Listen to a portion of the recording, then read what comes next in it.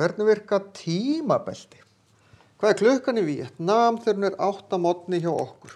Við tilheyrum GMT, sem bara Greenwich Mean Time, tíminn í London.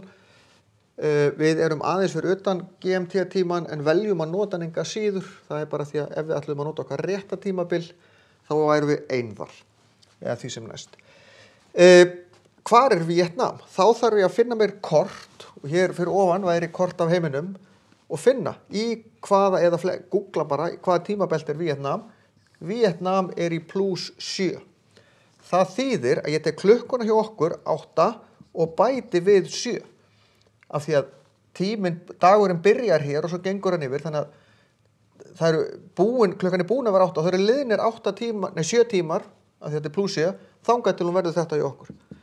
Þannig að klukkan 15:00 í Víetnam þegar hún 8 að morgni, því að ég tek töluna hérna og bæti henni við. Hvað klukkan hjá okkur þegar hún 10:30 í Los Angeles? Já, hvar Los Angeles?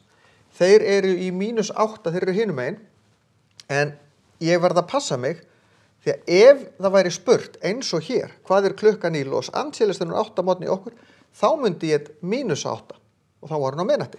En það ekki spurningin.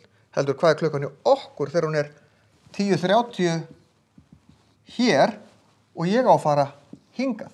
Því að þegar ég fer í þessa átt, alveg sama hvort ég í þessum hluti eða þessum, þá plúsa ég. Ef ég fer í þessa átt, þá mínusa ég.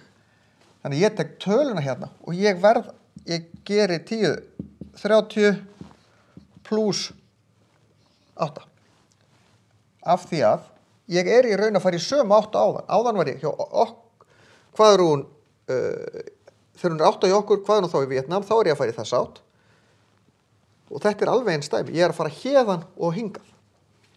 Og þetta 18:30. Hvað klukkan í Los Angeles þegar hún 21 í Víetnam? Já, ég að fara hingað, þá mínusa ég, og ég tel bara eða legg tölurnar saman, það munar 15. 1, 2, 3, 4, 5, 6, 7, 8, 9, 10, 11, 12, 13, 14, 15.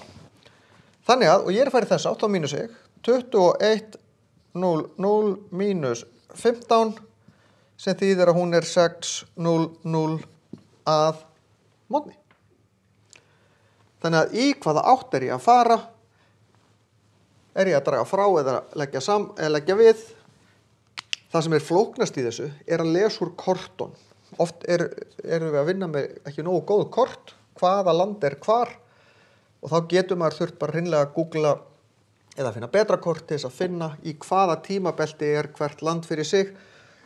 Og það ekkert alltaf þannig að lönd séu í því tímabelti sem okkur finnst eðlilegast að þau séu í, því að stundum einhverjar pólitískar ástæður fyrir því að lönd velja að vera í tímabelti sem ekki alveg rétt fyrir þau, eins og við.